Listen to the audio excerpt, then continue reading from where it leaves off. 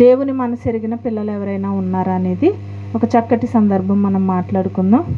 ఈరోజు మరి పరలోకంలో ఉన్న కన్నతండ్రి భూమి మీద ఉన్న ప్రతి మనిషి గురించి ఆలోచిస్తున్నారని మనకు తెలుసు. పరలోకము అనగానే అక్కడ ఏడుపు కానీ, దుఃఖము కానీ, వేదన కానీ, బాధ కానీ ఉండదు. ఏముంటాయి అక్కడ? ఆనందము, సంతోషము, నెమ్మది ఉంటుంది, విశ్రాంతి ఉంటుంది. చాలా పీస్ఫుల్గా ఉండే పరలోకం. అలాంటి లోకంలో దేవుడు ఎలా ఉన్నారో తెలుసండి? భూమి మీద ఉన్న తన ప్రజలను చూసి బాధతో, ఆవేదనతో ఇదిగో పరిశుద్ధ గ్రంథంలో ఆయన మాట్లాడుతున్నట్టుగా మనకి కనిపిస్తూ ఉంటుంది. ఒక కుటుంబంలో తండ్రిని గురించి కనుక మనం ఆలోచిస్తే, ఒక తండ్రికి 2 కుమారులు ఉన్నారట. ఎంతమంది అమ్మా? 2 కుమారులు. ఒక కుమారుడు చాలా గొప్పగా చదువుకున్నాడట, ఐఏఎస్ ఆఫీసర్ అయిపోయాడంట, ఒక కలెక్టర్ అయిపోయాడంట ఒక అబ్బాయి. మరొక అబ్బాయి ఏం చేశాడంటే తన తండ్రి ఆస్తిని తీసుకుని వెళ్ళిపోయి మరి చెడు స్నేహాలు చేసి వారితో కలిసి ఇష్టానుసారంగా తిరుగుతూ తిరుగుబోతుగా మారి యాక్సిడెంట్ అయ్యి చనిపోయాడంట. ఇప్పుడు బాగుపడ్డ కొడుకును చూసి ఆనందపడాలా, చనిపోయిన కొడుకును చూసి బాధపడాలా? చెప్పండి. బాధ ఉంటుందా, ఆనందం ఉంటుందా అమ్మా? 10 మంది పిల్లల్లో ఒక్కరు పోయినా ఆ తల్లిదండ్రులకు బాధ. మిగతా 9 మందిని చూసి సంతోషంగా ఉండరు తల్లిదండ్రులు. ఒకరు పోయినా బాధే. అలాంటిది 2 కొడుకుల్ని సమానంగా పెంచారు, సమానంగా ఆస్తినిచ్చారు. కానీ ఒక కుమారుడేమో ఇష్టంగా చదువుకున్నాడు, ప్రయోజకుడయ్యాడు. మరొక కుమారుడు ప్రాణం విడిచాడు తనకున్న దురలవాట్ల వల్ల. అయితే ఆ తండ్రి ఏం చేస్తున్నాడంటే సమాధి చేసేటప్పుడు వెళ్ళి అతని మీద, ఆ కుమారుడి మీద మట్టి వేసి, ఎందుకురా నాకు ఈ పరిస్థితి రప్పించావు అని గుండెలు బాదుకుని ఏడుస్తున్నాడు. నాకు నువ్వు కొరువు పెడతావు అనుకున్నాను, కానీ నీకు నేను కొరువు పెట్టే పరిస్థితి ఎందుకు రప్పించుకున్నావురా అని గుండెలు బాదుకుంటూ ఏడుస్తున్నాడు ఆ తండ్రి. ఈ లోకపు తండ్రికే తన బిడ్డలు దూరం అయిపోయినప్పుడు, అంత బాధ ఉన్నప్పుడు, ఈరోజు పరలోకపు తండ్రి, కోటాను కోట్ల ప్రజలం మనం. ఏదో మొక్కుబడిగా నామకార్థంగా దేవుని వాక్యం చెప్పుకుంటామే, కానీ చాలామంది నిజంగా దేవుడు ఉన్నారా అన్న సంగతిని నమ్మరండి. ఈరోజు మనం బ్రతుకుతున్నాము అంటే ఆయన దయ. ఆయన దయ లేనిదే మనం బ్రతికి బట్ట కట్టాల్సిన పరిస్థితి ఉండదు. ఈరోజు ఆయన దయా కిరీటం మన మీద ఉంది కాబట్టే మనల్ని సంవత్సరం అంతా కూడా సురక్షితంగా ఆయన పెంచి పోషిస్తున్నారు.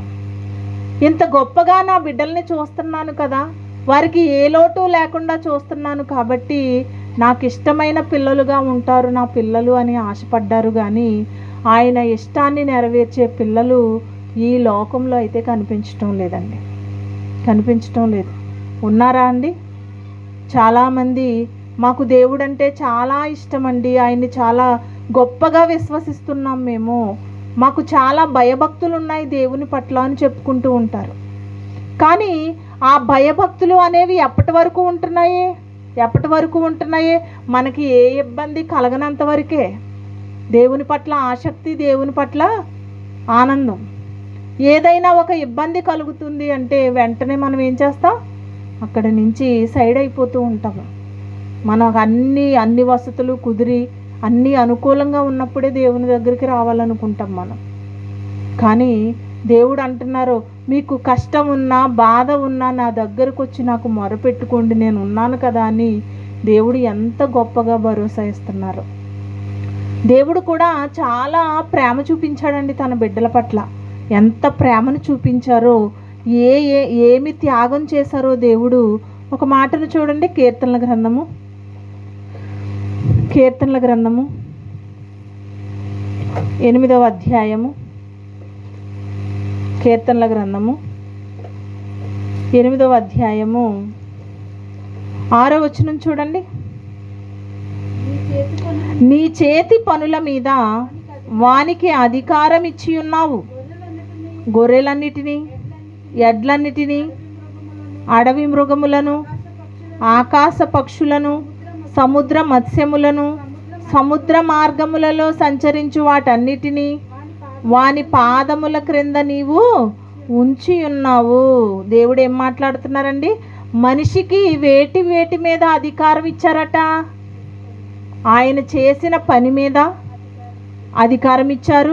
గొర్రెలన్నిటి మీద, ఎడ్లన్నిటి మీద, అడవి మృగముల మీద, ఆకాశ పక్షుల మీద, సముద్ర మత్స్యముల మీద, సముద్రములలో సంచరించు వాటన్నిటి మీద మనిషికి దేవుడు అధికారం ఇచ్చేశాడు.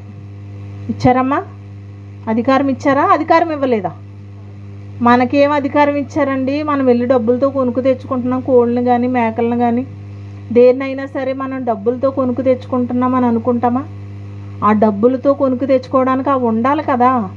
వాటన్నిటినీ కలుగజేసి దేవుడు ఈ భూమి మీద పెట్టింది తన పిల్లలమైన మన కొరకే. మనం ఒకటే తినకూడదు, ఒకటే అనుభవించకూడదు, సకలమైన వాటిని కూడా మనం అనుభవించాలి. కూరగాయల్లో ఎన్ని రకాలు ఉన్నాయో తెలుసా అండి? 70 రకాల కూరగాయలు ఉన్నాయట. ఒక కూరగాయ ఉంటే మనకు బోరు కొట్టేస్తూ ఉంటుంది. ఒకే ఆకుకూర ఉంటే బోరు కొడుతూ ఉంటుంది. ఇప్పుడు ఒకే మాంసం ఉంటే బోరు కొట్టేస్తూ ఉంటుంది. అందుకే దేవుడు రకరకాల కూరగాయల్ని, రకరకాల ఆకుకూరల్ని, రకరకాల మాంసకృతులని, రకరకాల పప్పు దినుసుల్ని దేవుడు ఇదిగో ఈ భూమి మీదే ఉంచారు తన పిల్లలమైన మన కొరకు. మనం ఏమైనా నాకు ఇది కావాలి, అది కావాలని దేవుడిని ఎప్పుడన్నా అడిగామా? దేవుణ్ణి ముందుగా అడిగి నాకు ఇవి ఉంటేనే నేను ఈ లోకానికి వస్తానని దేవుణ్ణి ఏమన్నా అడిగామా? లేదు లేదు. దేవుడు ఏం చేశారు? మనిషికి కావలసిన ప్రతి దానిని సిద్ధపరిచి మనిషిని పుట్టించారు, ఆదాము గారిని. అలాగే దేవుడు చేసిన ప్రతి పని మీద అధికారం ఇచ్చేశారంట. ఇదిగో నేను ఇచ్చిందే తినాలి, నేను పెట్టిందే తాగాలి అని దేవుడు ఎప్పుడూ కోరుకోలేదు. మనమైతే ఏం చేస్తామండి? మనకు ఎవరైనా పెత్తనం ఇచ్చారనుకో, ఇంటి పెత్తనం ఇచ్చారనుకో. మా ఊరిలో ఒక ఆమె ఉండేదండి ఇంటి పెత్తనం చేయడానికి. ఏం చేసేదంటే ఏదైనా ఫంక్షన్ జరుగుతున్నప్పుడు అరిటాకులు కావాలనుకోండి, ఈవిడ దగ్గరికి వెళ్ళి అడగాలి. అరిటాకులు ఇచ్చేసి మళ్ళీ తాళం వేసేసుకుని దాచేసుకునేది. మరలా టిఫిన్ కావాలంటే టిఫిన్ బకెట్లోకి తీసి మరలా తాళం వేసేసుకుని దాచేసుకునేది. ప్రతిదీ ఆవిడని అడగడం చాలా ఇబ్బంది అయిపోతుంది. మరి అవసరమైన వాటిని తెచ్చుకోవడానికి ఉండట్లేదు, తాళం వేసుకుని వెళ్ళిపోతుంది. ఆవిడకి పెత్తనం ఎవరిచ్చారని చాలామంది తిట్టుకున్నారండి. అంటే అవసరమైన వాటినే ఇస్తుంది పెత్తనం ఇచ్చినందుకు. కానీ దేవుడు ఏం చేశారు? ఆయన చేసిన పని మీద మనకే అధికారాన్ని ఇచ్చారు.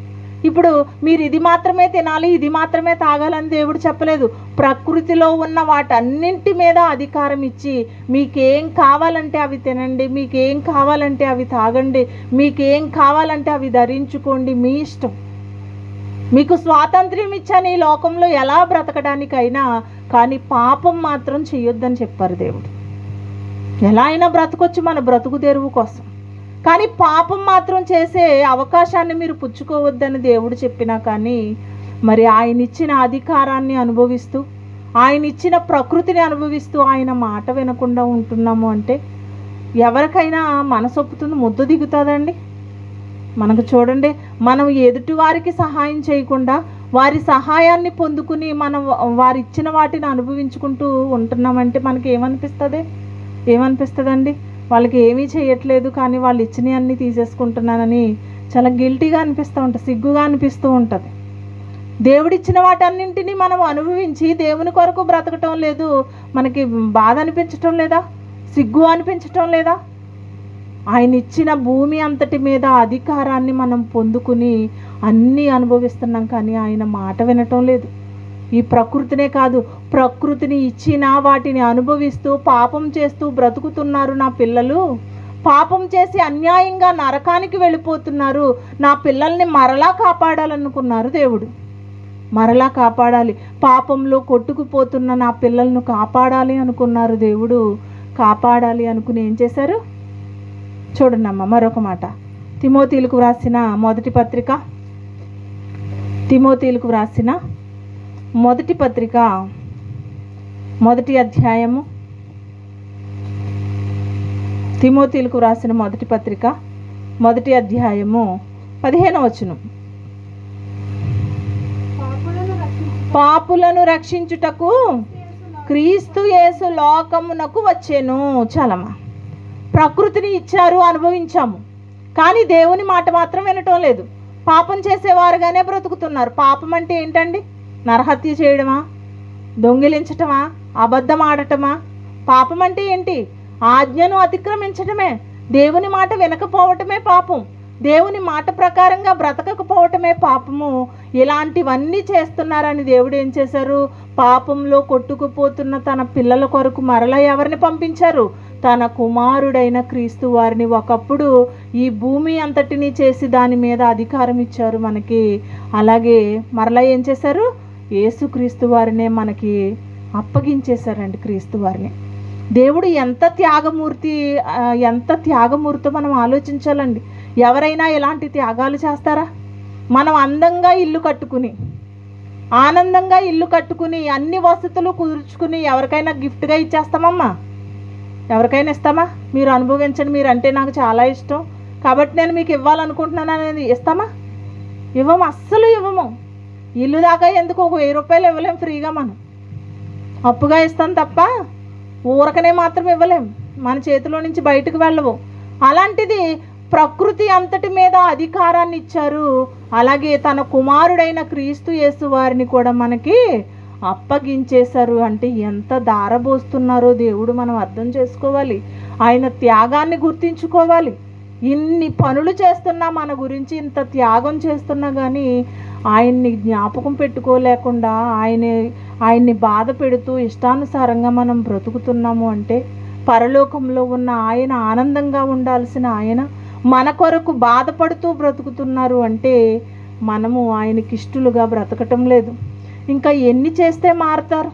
నాకున్నవన్నీ, నాకు సర్వస్వాన్ని మీకు ఇచ్చేస్తున్నాను కదా, మీరు మారితే మీకే మంచిది కదా, మీరు ఒక ప్రమాదాన్ని తప్పించుకునే అవకాశం నేను ఇస్తున్నప్పుడు మీరు తీసుకోవాలి కదా అని దేవుడు ప్రతి క్షణము కూడా ఆయన పిల్లల గురించి ఆలోచిస్తూ ఉన్నారు. అయినప్పటికీ కూడా దేవుని అడుగుజాడల్లో నడిచే పరిస్థితులు లేవండి. నిజంగా అండి, చాలా బాధ, కోపం ఎక్కువగా వస్తున్నాయండి నాకు ఈ మధ్య. ఎందుకో తెలుసా? 2024 వరకు నేను ఫీల్ అవ్వలేదండి వాక్యాన్ని. చెప్పాను వాక్యం. నేను టీచింగ్ ట్రైనింగ్ అయ్యాను కాబట్టి వాక్యాన్ని ఎలా చెబితే అర్థం చేసుకోగలరు అని తెలుసుకుని వాక్యం చెప్పడం నేర్చుకున్నాను. కానీ దేవుణ్ణి ఫీల్ అవ్వడము అనేది 2024 నుంచే స్టార్ట్ అయిందండి నాకు. ఆయన బాధ, ఆయన ఆవేదన అప్పటి నుంచే నాకు అర్థమవుతుంది. అప్పటి నుంచి కూడా మరి వాక్యం వింటూ వాక్య ప్రకారంగా బ్రతకని వాళ్ళని చూసి చాలా బాధ కలుగుతుందండి నాకు. చాలా బాధ, ఆవేదన. ఎందుకు ఇలా ఉంటున్నారు మనుషులు? ఎందుకు మారటం లేదు? దేవుడిచ్చిన వాటన్నింటినీ అనుభవించి కూడా ఎందుకు మార్పు రావటం లేదని చాలా అంటే చాలా బాధ అనిపిస్తుందండి. కానీ ఆయన అన్ని త్యాగాలు చేసినా దేవుని మనసుని ఎవరు గుర్తించటం లేదు. దేవుని మనసుని ఎవరు అర్థం చేసుకోవటం లేదు. ఇంకా ఎప్పుడో అర్థం చేసుకుందామని మనం టైం తీసుకుంటూ ఉంటే మనకి టైం దేవుడు ఇవ్వరండి. మనకి ఇచ్చిన టైంలోనే ఆయన మనసును అర్థం చేసుకుని ఆయనకి ఇష్టమైనట్టుగా బ్రతకాలి. మనుషులు మెచ్చుకోలుగా, మనుషులు మెచ్చుకునేటట్టుగా, మనుషుల చేత పొగడతలు కోరుకునేటట్టుగా, లేకపోతే మనుషులతోనే సహవాసం వద్దండి. ఇది వద్దు. దేవునితో సహవాసం ఉండాలి మనకి. దేవుని అడుగుజాడల్లో బ్రతకాలి మనం. కొద్ది కాలమే మన జీవితం. ఎవరి మీద ద్వేషాలు కానీ శత్రుత్వాలు కానీ పెట్టుకోకూడదు. అందరితోనూ ప్రేమతత్వం కలిగి మసులుకోవాలి మనం. దేవుడు మనకు అదే నేర్పిస్తున్నారు. ఇంత ప్రేమ చూపిస్తున్నాను కదా నా పిల్లలకు. ఇవే కాదు, ఈ లోకాన్నే కాదు, నా కుమారుణ్ణే కాదు, పరలోకాన్ని కూడా నా పిల్లలకి ఇవ్వాలనుకుంటున్నాను అని సర్వస్వాన్ని ఆయన మనకి ఇచ్చేస్తున్నా ఆయన అంటున్నారు, నాకు ఏమీ వద్దు నాయనా, మీరు మాత్రం కావాలి. ఎలాగ కావాలో తెలుసా? మార్పు చెందిన జీవితాలు నాకు అప్పగించండి, మీకు కావలసినవన్నీ కూడా నేను ఇచ్చేస్తాను అని దేవుడు ఇదిగో మన కళ్ళ ముందు పెట్టారండి. ఆయన చేసిన ప్రకృతిని, ఆయన ప్రియమైన కుమారుణ్ణి మన కళ్ళ ముందు పెట్టారు. ఆయన ఇచ్చే పరలోకాన్ని మన కొరకు సిద్ధపరుస్తున్నారు. ఇంకా ఏం చేస్తే మారుతో? ఒక తండ్రి చూడండి, కుటుంబంలో బాగుపడని కొడుకుని చూస్తారు, చెబుతారు, బుద్ధి చెబుతారు. ఒకసారి చెప్తారు, 2 సార్లు చెప్తారు, ఒక నెల పాటు చెప్తారు, ఒక సంవత్సరం పాటు చెప్తారు. ఇంకా అలాగే ఉండి మారకుండా ఉంటే గనక ఆ తండ్రి విసిగిపోడా అండి? ఏదో ఒకరోజు విసిగిపోడా? అంటాడు, ఏంట్రా నీకు ఎన్ని చెప్పినా నువ్వు మారవేంటి? నీకెంత చెబుతున్నా కానీ నువ్వు తాగుడు మానవేంటి? నీకెంత చెబుతున్నా నువ్వు తిరుగుబోతుతనంగానే ఉంటున్నావేంటి? ఇంకా నీలాంటి వాడికి చెప్పటం కూడా అనవసరము అని కడుపును పుట్టిన కుమారుణ్ణే రోడ్డు మీదకు వదిలేస్తున్న తండ్రులు ఉన్నారు ఈ లోకంలో. అలాంటిది దేవుడు మరి ఎంత కాపు కాచారో ఆనాడు ఇశ్రాయేలీయులను బ్రతిమలాడుకున్నారండి. దేవుడు మారండి మారండి మారండి అని బ్రతిమలాడుకున్నా వారు మారలేదు, దేవునికి లోబడలేదు, దేవునికి ఇష్టలుగా బ్రతకలేదు. ప్రతి క్షణము దేవుణ్ణి ఏడిపిస్తూనే బ్రతికారు ఇశ్రాయేలీయులు. ఇప్పుడు మన గురించి ఆలోచిస్తే వాళ్ళకంటే ఎక్కువ ఏడిపిస్తున్నామండి దేవుణ్ణి. మనం అనుకుంటున్నాం మనం చేసిన పనులను బట్టి దేవుడు బాధపడరు, మేము మంచిగానే ఉంటున్నాం, భక్తిగా ఉంటున్నాం అని అనుకుంటున్నాం. కానీ ఎంతవరకు మన మన మన పరిస్థితులను దాటి మాత్రం దేవుణ్ణి ప్రేమించలేమండి. అసలు మన పరిస్థితులను దాటి దేవుని ప్రేమించలేం. ముందు మన పరిస్థితులు, తర్వాత దేవుడు. ఒక మాట చెప్పమంటారా అండి?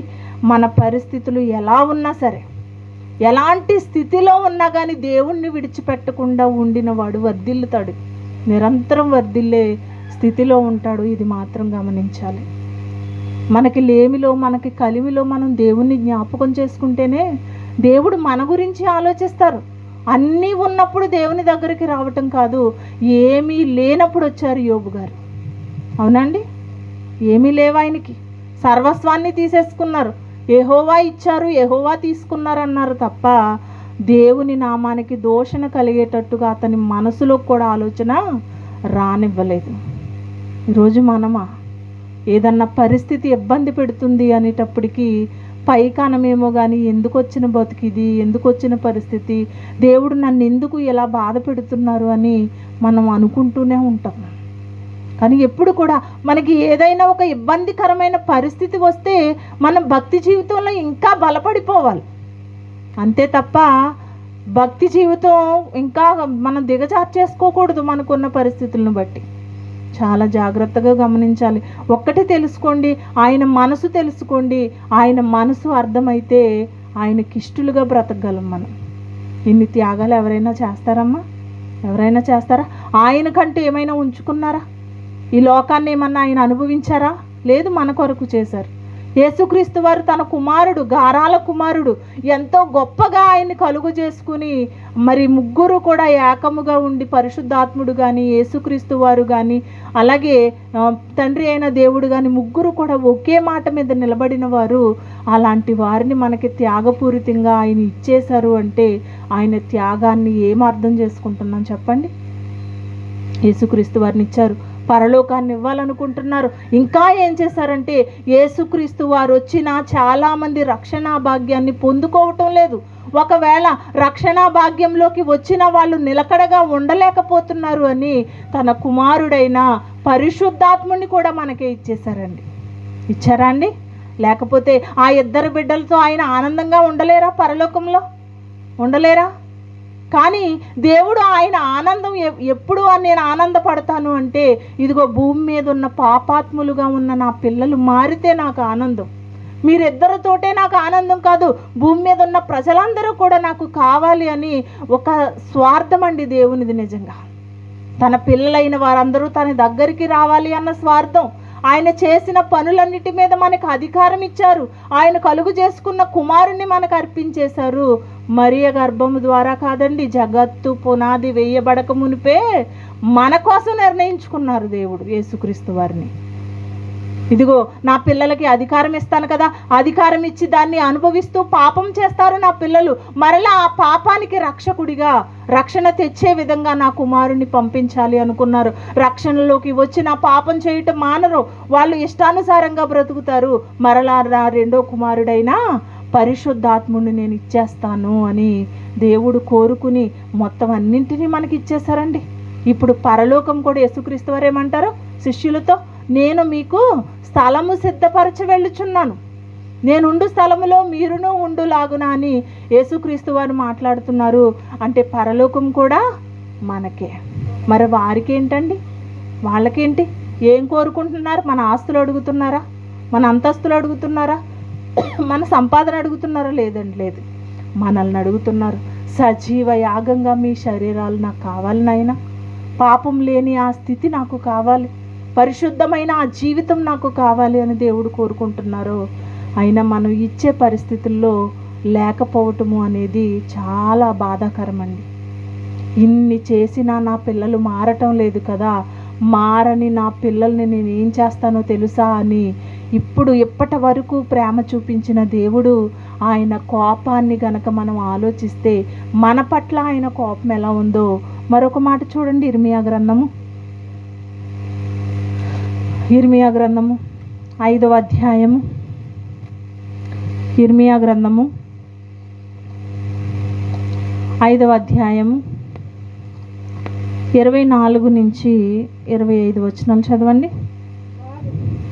ఇర్మియా గ్రంథము 5వ అధ్యాయము 24, 25 వచనాలు. వారు రండి, మన దేవుడైన యెహోవా యందు భయభక్తులు కలిగి ఉందము. ఆయనే తొలకరి వర్షమును కడవరి వర్షమును దాని కాలమున కురిపించువాడు కదా. ఇక్కడ ఆగుదామండి. దేవుని యందు భయభక్తులు కలిగి ఉండు వారి మీద తొలకరి వర్షము కడవరి వర్షము దాని కాలమున కురిపించువాడు కదా. అంటే దేవుని యందు భయభక్తులు గలవారి మీదే కురిపిస్తున్నారా వర్షాన్ని? అందరి మీద. అంటే అందరూ కూడా దేవుని యందు భయభక్తులు కలిగి ఉండాలి అని కోరుకుంటున్నారు ఆయన. ఎప్పుడైతే దేవుని పట్ల భయభక్తులతో ఉంటారో, ఒకవేళ లేని వారి మీద కూడా ఆయన వర్షాన్ని కురిపిస్తున్నారు అంటే ఎంత ఆనందపడే విషయం అండి ఇది. యేసుక్రీస్తు వారు ఎంత గొప్పవారో తెలుసా అండి? ఎంత గొప్పవారో తెలుసా? ఆయన అమూల్యమైన రక్తముతో ఆదాము మొదలుకొని క్రీస్తు వచ్చే చివరి మనిషి వరకు కూడా ఆయన విలువైన రక్తముతో మనల్ని కొనుక్కున్నారండి. ఆయన ఎవరెవరిని కొనుక్కున్నారు వింటున్నారమ్మా? ఎవరెవరిని కొనుక్కున్నారు యేసుక్రీస్తు వారు? ఆయన నమ్మిన వారిని మాత్రమేనా? క్రైస్తవుల్ని మాత్రమేనా? బాప్తిస్మం తీసుకున్న వారిని మాత్రమేనా అమ్మా? దేవుణ్ణి దూషించేవారిని, దేవుని మీద తిరుగుబాటు చేసేవారిని, దేవుని గురించి దుర్భాషలాడేవారిని, దేవుణ్ణి నమ్మని వారిని, అన్యజనాంగాన్ని, అలాగే క్రైస్తవులను, ముస్లిమ్స్ని అందరినీ కూడా దేవుడు ఏం చేశారు? అమూల్యమైన రక్తంతో కొనుక్కున్నారు. మనం చూడండి, మనం ఆలోచిస్తే ఏదైనా ఎవరికైనా సహాయం చేయాలంటే మంచివారికి చేస్తామా చెడ్డవారికి చేస్తామమ్మా? చెడ్డవారు ఎవరైనా వచ్చి సహాయం అడగడానికి ఏమంటాం? వాళ్ళు అసలు మంచోళ్ళు కదా, వాళ్ళకి ఏం చేయకూడదు అంటామా లేదా? మనకు నచ్చని వారికి మనం చెయ్యము, వాళ్ళ పద్ధతి బాగోలేని వారికి మనం సహాయం చెయ్యము. కానీ యేసుక్రీస్తు వారు ఏం చేస్తున్నారో తెలుసా? మంచి వారికి చెడ్డవారిని కూడా ఆయన కొనుక్కున్నారండి. ఆయన అందరికీ అవకాశం ఇచ్చారు. మనకు తెలుసు, మనోహర్ దాస్, రాధా మనోహర్ దాస్ ఎలా మాట్లాడతాడండి ఆయన. యేసుక్రీస్తు వారు ఏం చేశారండి ఆయన? అసలు ఆయన గురించి కూడా ఆయన మారాలని ప్రార్థన చేద్దామండి. ఆయన్ని మనం ఏమనలే, ఎందుకంటే దేవుడు ఎవరిని కూడా దూషించొద్దన్నారు. వాళ్ళు తిడతారు వాళ్ళు ఇష్టం వచ్చినట్టు. అది ఎందుకు తిడుతున్నారు వాళ్ళు? క్రైస్తవులు ఎలా ఉంటున్నారో తెలుసా? యూట్యూబ్లో వాళ్ళని చూస్తుంటే అండి నిజంగా ఎదురుగుండా ఉంటే చెంపలు వాయించేయాలన్నంత కోపం వస్తుందండి. అలా మాట్లాడుతున్నారు వాళ్ళు. యేసుక్రీస్తు వారంట ఒక ఆవిడ ఇంట్లోకి వచ్చారట. వస్తే ఉండు ప్రభువా వంట అవ్వలేదని చెప్పిందట. ఎవరికి? యేసుక్రీస్తు వారికి. వంట అవ్వలేదు ప్రభువా అని చెప్పిందట. చెప్తే నువ్వు వంట గట్ట ఏం చేయకు, నాతో కూర్చుని మాట్లాడు, నువ్వు ముచ్చట్లే నాతోటి, నీకు వంట చేయడానికి 2 దేవదూతలను సర్వెంట్లను పెడతానని 2 దేవదూతలను పిలిచారంట యేసుక్రీస్తు వారు. ఈలోపు 2 దేవదూతలు వచ్చి వంట చేస్తున్నాయంట. ఈవిడ చక్కగా కూర్చుని యేసుక్రీస్తు వారితో మాట్లాడుతుందంట. అసలు దేవుడు అంటే ఏమనుకుంటున్నారండి? ఎవరనుకుంటున్నారు వీళ్ళు? ఆయన అంత తక్కువగా చూపిస్తున్నారో క్రైస్తవులు చాలా అవమానపరుస్తున్నారండి. క్రీస్తుని చాలా అవమానపరుస్తున్నారు. అందరూ కాదు, కొంతమంది ఉన్నారండి. వాళ్ళకి మరి రోగమో లేకపోతే ఏదైనా జబ్బో ఏదన్నా వాళ్ళకి ఏదైనా డిసీజ్ ఉందో తెలియదు, కానీ ఇష్టానుసారంగా ఇంటర్నెట్ లేదంట, రాత్రులంతా నిద్ర పట్టలేదంట ఒక ఆవిడికి, నెట్ బ్యాలెన్స్ లేక. ఈలోపు పొద్దున్నే తెల్లవారుజామున 3-4 గంటలకు చూసేటప్పటికి ఫుల్గా నెట్ బ్యాలెన్స్ వచ్చేసిందంట. దేవునికి మహిమ కలుగును గాక అంటున్నారండి. ఏం చేస్తుందండి నెట్ బ్యాలెన్స్తో? యూట్యూబ్లో రీల్స్ చూసుకుంటుందా? వీడియోలు చూస్తుందా? అసలు వాళ్ళు ఏం మాట్లాడుతున్నారు వాళ్ళకైనా అర్థమవుతుందా? ఎంత దారుణంగా, చాలా మనకి ఏదో వాళ్ళు చెప్పే మాటలు కామెడీగా అనిపించినా కానీ దేవుణ్ణి అడ్డం పెట్టుకుని మాట్లాడే ఆ మాటలు చాలా కోపాన్ని కలిగిస్తున్నాయండి నిజంగా. అలాంటి వారిని చూసి అతను మాట్లాడుతున్నాడు ఒక ఇంటర్వ్యూలో, ఒక అమ్మాయితో మాట్లాడుతూ, నీకు బుద్ధి లేక నువ్వు దేవుడిని నమ్ముకుంటున్నావు, నువ్వు వాళ్ళు ఏం చేస్తారంటే మనుషుల్ని నమ్ముకోవడం కదా, రక్తం తాగుతారు వాళ్ళు అంటున్నారు. రక్తం తాగుతామట మనం. ఏదో తెలిసి తెలియని మాటలు మాట్లాడుతున్నారంటే అనుకోవచ్చు, కానీ అలా మాట్లాడడానికి అవకాశం ఇచ్చిన వారు దేవుణ్ణి నమ్ముకున్నవారేనండి, నమ్ముకున్నవారే. దేవుడు అందనంత ఎత్తులో మనల్ని చూడాలనుకుంటే మనం ఆయన్ని పాతాళానికి తగ్గించేస్తున్నాము. అన్ని జనుల పట్ల ఎంత వేదన కలుగుతుందంటే వాళ్ళని చూసి చాలా బాధాకరంగా ఉంటుందండి. ఆయన మంచివారి కొరకు చెడ్డవారి కొరకు ప్రాణం పెట్టారు యేసుక్రీస్తు వారు. అలాంటి వ్యక్తిని ఎలా మాట్లాడుతున్నారో, 3 మేకులు పీక్కోలేని వాడు దేవుడా అని మాట్లాడుతుంటే చాలా బాధ అనిపిస్తుందండి నిజంగా. నేను అందుకే అలాంటి మాట్లాడి వాళ్ళు అసలు తీసుకొని, ఎవరన్నా గమ్ముని అలాగా స్క్రోల్ చేస్తున్నప్పుడు కనబడుతుంటే ఒక్కొక్క మాట ఏం మాట్లాడతాడా అని వినాలని ఓపెన్ చేసినప్పుడు అసలు గ్యాప్ లేకుండా మాట్లాడేస్తున్నారండి ఇష్టానుసారంగా. చాలా బాధ అండి. అలాంటి వారందరికీ బుద్ధి చెప్పేవారుగా ఉండాలి మనం. కానీ మన జీవితమే ఒక స్థిరత్వం లేకుండా ఉంటే దేవుణ్ణి దూషించే వారిని ఏమనగలం మనం? వాళ్ళు ఏదన్నా మాట అంటే తిరిగి సమాధానం చెప్పే స్థితిలో ఉన్నామా మనం? మన భక్తి జీవితంలో లేము. వాళ్ళు ఏం మాట అన్నా తలదించుకుని వచ్చేసేటట్టుగా మన ప్రవర్తనలు ఉంటున్నాయి. మన బ్రతుకు మనల్ని చూసి 10 మంది నేర్చుకోవాలి. ఇష్టానుసారంగా మనం బ్రతుకుతూ ఉంటే మనల్ని చూసి ఎవరేం నేర్చుకుంటారో, మనమేం బాగుపడతాము. చాలా జాగ్రత్తగా బ్రతకాల్సిన వారంగా ఉన్నాము. ఆయన అంటున్నారు ఇక్కడ, మరలా చదువుతానండి. వారు రండి, మన దేవుడైన యెహోవా యందు భయభక్తులు కలిగి ఉందాం. అందరూ భయభక్తులు కలిగి ఉంటే ఆయన తొలకరి వర్షమును కడవరి వర్షమును దాని కాలమును కురిపించువాడు కదా. నిర్ణయింపబడిన కోతకాలపు వారులను ఆయన మనకు రప్పించునని తమ మనసులో అనుకొనరు. మీ దోషములు, ఇక్కడ చూడండి 25వ వచనం, మీ దోషములు వాటి క్రమమును తప్పించెను, మీకు మేలు కలుగుకుండుటకు మీరు చేస్తున్న పాపములే కారణాలట. ఏమంటున్నారు దేవుడు? ఏమంటున్నారు తెలుసా? ఇదిగో నేను అందరి మీద కూడా తొలకరి వర్షం కడవరి వర్షం కురిపిస్తున్నాను కదా, వరుస క్రమంలో కాలాలని రప్పిస్తున్నాను కదా. ఎలా వస్తున్నాయి కాలాలు? ఇది వింటర్ సీజన్ కదా, చలికాలం ఇంకెన్ని నెలలు ఉంటుందండి?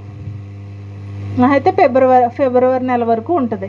తర్వాత మార్చి, ఏప్రిల్, మే, జూన్, ఈ 4 నెలల్లో ఎండాకాలం. తర్వాత జూలై, ఆగస్టు, సెప్టెంబర్, అక్టోబర్, ఈ 4 నెలలు వర్షాకాలం.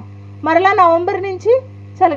మనం చెప్తున్నామా ఇదిగో 4 నెలలు అయిపోతుంది, నెక్స్ట్ కాలం రెడీగా ఉండండి అని ఎవరికైనా చెప్తున్నాం? మనం చెప్పడం లేదు. దేవుడు వాటి కాలాల ప్రకారంగా క్రమాన్ని తప్పించకుండా రప్పిస్తున్నారు. కానీ మనుషులు చేస్తున్న పాపానికి నేను ఎన్ని చెప్పినా నా మీద తిరుగుబాటు చేస్తున్నారు కదా నా పిల్లలు. ఇప్పుడు వాళ్ళని ఏం చేస్తానో తెలుసా?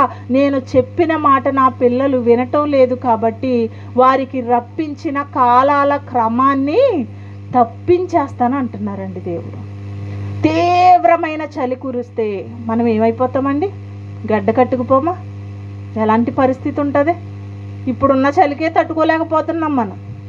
ఇంకా -డిగ్రీలకు వెళ్ళిపోతే తట్టుకోగలమా? సంవత్సరం అంతా చలిలా ఉంటే ఉండగలమా? ఉండలేము. సంవత్సరం అంతా ఎండలే కాస్తే ఉండగలమా? ఉండలేము. సంవత్సరం అంతా వర్షాలు కురిస్తే ఎంత కరువు వచ్చేస్తుంది, కనీసం తినడానికి తిండి కూడా లేని పరిస్థితికి వచ్చేస్తాం మనము. కాలాలు వాటి క్రమాన్ని తప్పితే కరువు భయంకరంగా ఉంటుందండి. భూమి సారాన్ని కోల్పోతుంది. సంవత్సరం అంతా ఎండాకాలం వచ్చి మనుషుల్ని మండ చేస్తే గనక ఏమైపోతుందండి? భూమి ఎండిపోతుంది, సారాన్ని కోల్పోతుంది, పండే గుణాన్ని కోల్పోతుంది. మనుషులు ఆకలితో అలమటించి చచ్చిపోయే పరిస్థితికి వచ్చేస్తారు. ఆయన మాట విన్నంత వరకే మనకి క్షేమం అండి. ఆయన మాట వినలేదా క్షామము. 2 డిఫరెంట్ అండి. క్షామము, కరువు. క్షేమము మంచి జరుగుతుంది, మనకి సంతోషంగా ఉండగలం, మనం క్షేమంగా ఆనందంగా ఉండగలం మనం. కానీ ఆయన మాట వింటే వస్తుంది అది క్షేమము అనేది. మాట వినకపోతే క్షామములోకి వెళ్ళిపోతామో జాగ్రత్తగా ఆలోచించాలి. కాలాల క్రమాన్ని తప్పిస్తే, ఇంతకీ ఎందుకు తప్పిస్తానంటున్నాడు కాలాల క్రమాన్ని? మీ దోషములు, మనం చేసే దోషములను బట్టి కాలాల క్రమాన్ని తప్పించేస్తానంటున్నారు. మీకు మేలు కలుగకుండుటకు, మీ పాపం మీకు మేలు జరగటం లేదంటే, మీ జీవితాలలో సంతోషంగా మీరు ఉండలేకపోతున్నారంటే, శ్రమలే మీ జీవితాలు అయిపోతున్నాయి అంటే దానికి కారణం నేను కాదు, మీ పాపములే కారణం. ఏదైనా ఇబ్బంది వచ్చినప్పుడు మనం దేవుణ్ణి వెంటనే దూషించేస్తాం, అవునమ్మా, దూషిస్తాం దేవుణ్ణి. కానీ దేవుడు ఏమంటున్నారు? మీ పాపముల కారణం, మీరు చేసిన పనులకు మీకు శిక్షలు వస్తున్నాయి తప్ప నా ప్రమేయం ఎంత మాత్రము లేదని దేవుడు చెబుతున్నారు. ఇప్పుడు ఆయన కోపం ఎంత భయంకరంగా ఉంది, ఎంత భయంకరమండి. కరువు వచ్చిందంటే మనుషులు విలవిల్లాడిపోతారు. అలాంటి కరువులోకి వెళ్ళిపోతే మన పరిస్థితి ఏంటి?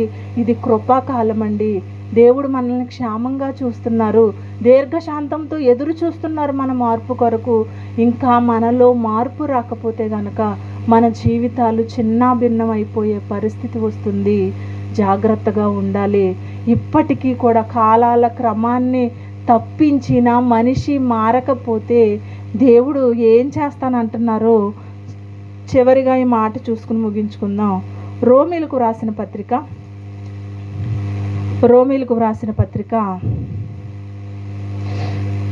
1వ అధ్యాయము, రోమీలకు వ్రాసిన పత్రిక 1వ అధ్యాయము 28వ వచనం. మరియు వారు తమ మనసులో దేవునికి చోటియ్యనొల్లకపోయిరి గనుక చేయరాని కార్యములు చేయుటకు దేవుడు భ్రష్ట మనస్సుకు వారిని అప్పగించెను. దేనికి అప్పగిస్తారంటమ్మా? చేయరాని కార్యములట. చేయరాని కార్యములంటే దేవుడు చెప్పినవి తప్ప అన్నీ చేస్తూ ఉంటారండి, అన్నీ చేస్తారు. వ్యభిచారము, జారత్వము, జోదమాడటము, తాగుబోతుతనము, దొంగతనాలు, అబద్ధాలు, అసూయలు, మత్తతులు, ఎన్ని అవలక్షణాలు ఉన్నాయండి మనిషిలో. ఇలాంటి అవలక్షణాలన్నీ దేవుడు చెప్పినవి చెప్పినట్టుగా కాకుండా దేవునికి వ్యతిరేకంగా చేస్తే కాలాల క్రమాన్ని తప్పించటమే కాదు, ఇంకా ఏం చేస్తానో తెలుసా? ఏం చేస్తానో? భ్రష్ట మనసుకు మనల్ని అప్పగించేస్తారంట.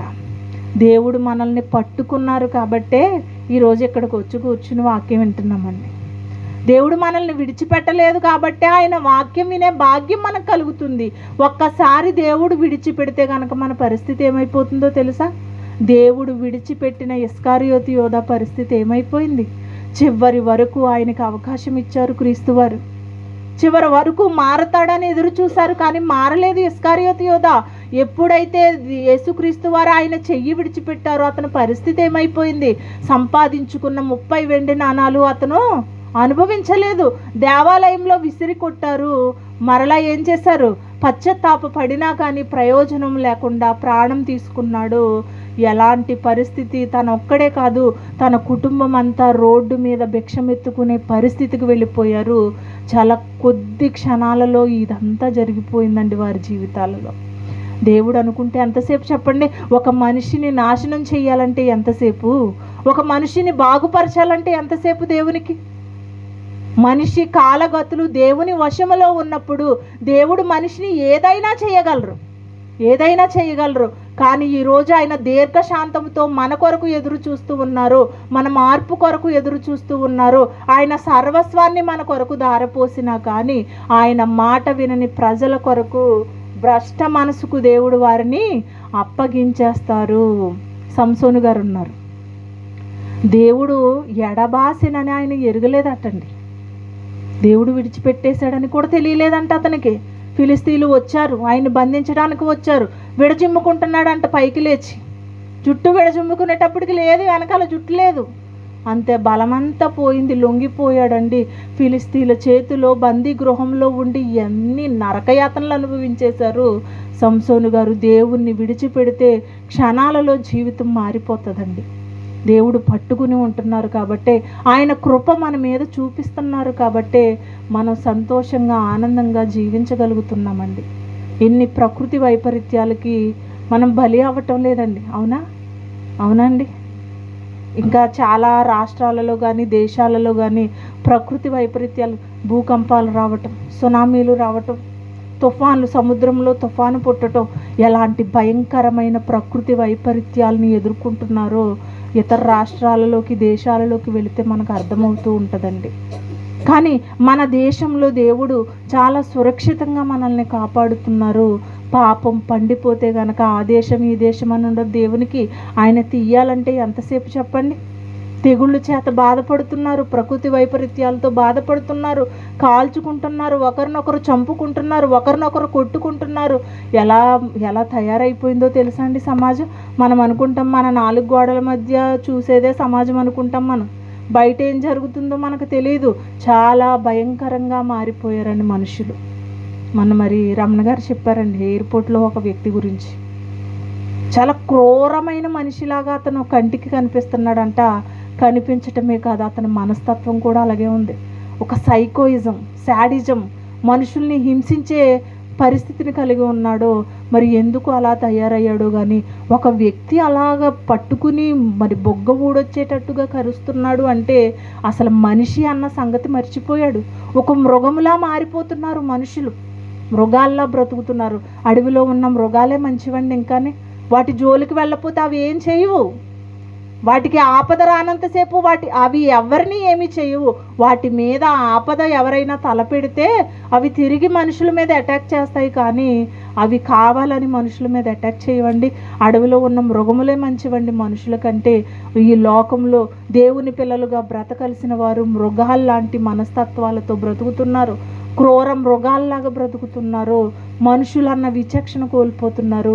ఎంత భయంకరంగా మనుషులు మారిపోతున్నారు. ఎందుకు అనుకుంటున్నారు ఇదంతా? ఆయన కొరకు బ్రతకని ప్రజలను దేవుడు భ్రష్ట మనసుకు అప్పగించేస్తున్నారు. మనం ఇంకా దేవుని చేతుల్లోనే ఉన్నాం. మనల్ని ఇంకా దేవుడు పట్టుకునే ఉన్నారు. కాబట్టి ఈరోజు ఇక్కడ కూర్చుని ఇంత సంతోషంగా వాక్యం వినగలుగుతున్నాం. దేవునిలో మనం కొనసాగగలుగుతున్నాం. దేవునితో సహవాసం చేయగలుగుతున్నాం. మన పరిస్థితులు కనుక మారినవంటే, దేవునిలో నుంచి బయటికి తొలగిపోతే మన పరిస్థితులు ఏమైపోతాయి చెప్పండి. ఏమేమి త్యాగాలు చేశారండి దేవుడు?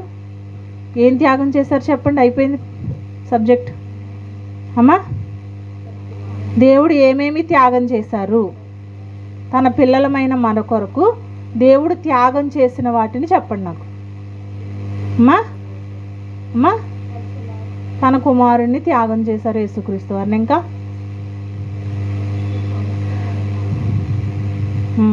ఈ ప్రకృతిని త్యాగం చేశారు. దీని మీద అధికారం ఇచ్చారు మనకి. నేనే చెప్పుకుంటున్నాను, మీరు చెప్పరే. ఇంకా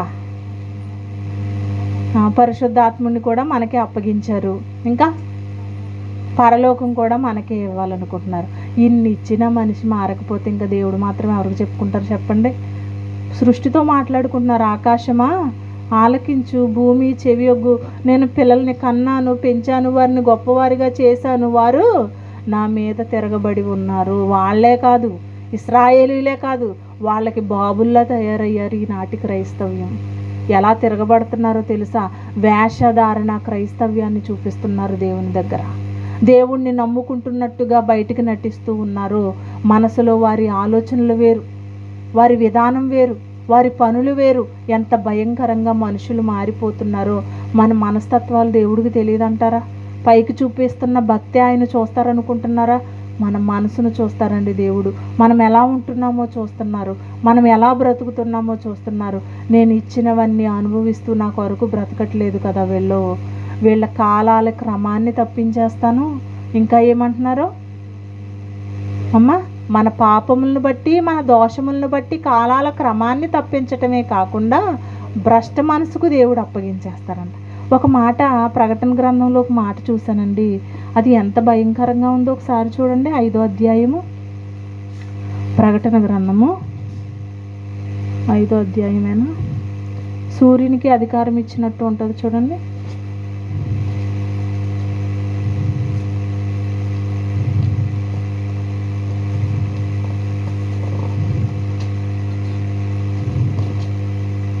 ఆ 16వ అధ్యాయము 8వ వచనం చూడండి.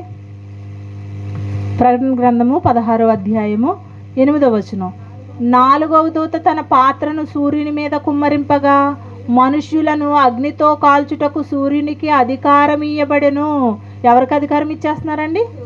సూర్యునికి అధికారం ఇస్తున్నారంట. ఎందుకని?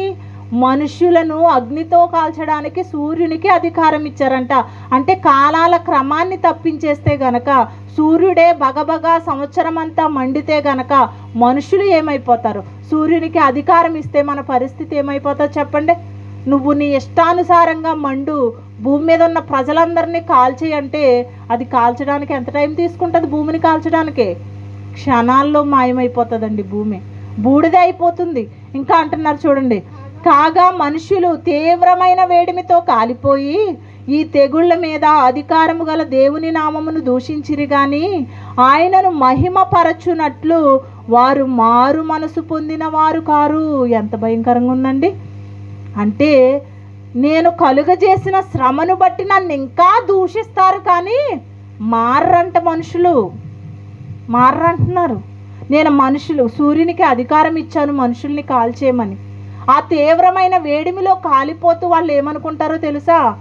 ఇంకా దేవుడు మమ్మల్ని ఎంత క్షోభ పెడుతున్నారని దేవుణ్ణి ఇంకా తిట్టుకునేవారే ఉంటారు తప్ప మారే పరిస్థితి రాదంట. మన అవిధేయత పెరిగిపోయే కొద్దీ మనలో మార్పు రావటం లేదు. అదే చెప్తున్నారు దేవుడు. మరలా చదువుతున్నాను, కాగా మనుషులు తీవ్రమైన వేడిమితో కాలిపోయి ఈ తెగుళ్ళ మీద అధికారము గల దేవుని నామమును దూషిస్తారట.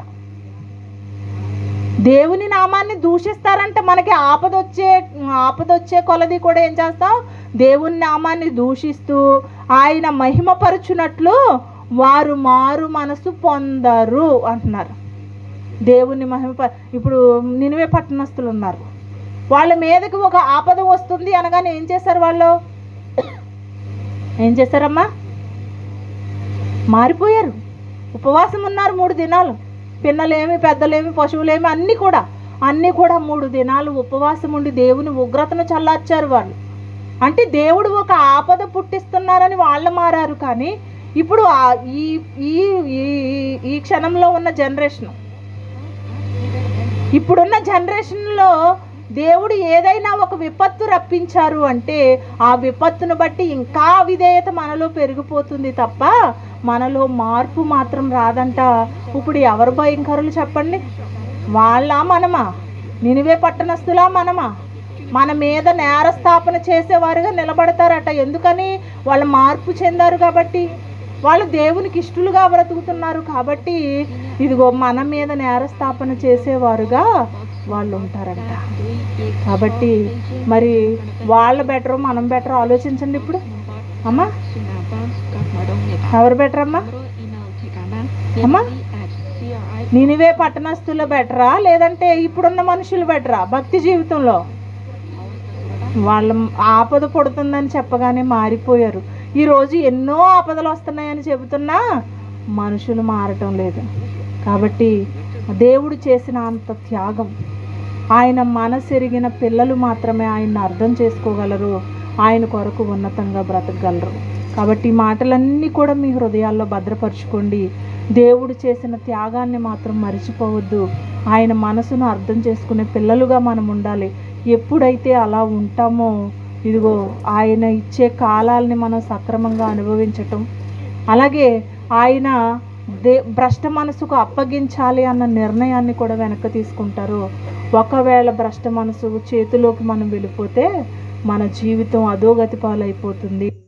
జాగ్రత్తగా ఉండాల్సిన వారంగా మనందరం ఉన్నాం. ఏమా ప్రార్థన చేసుకుందాం.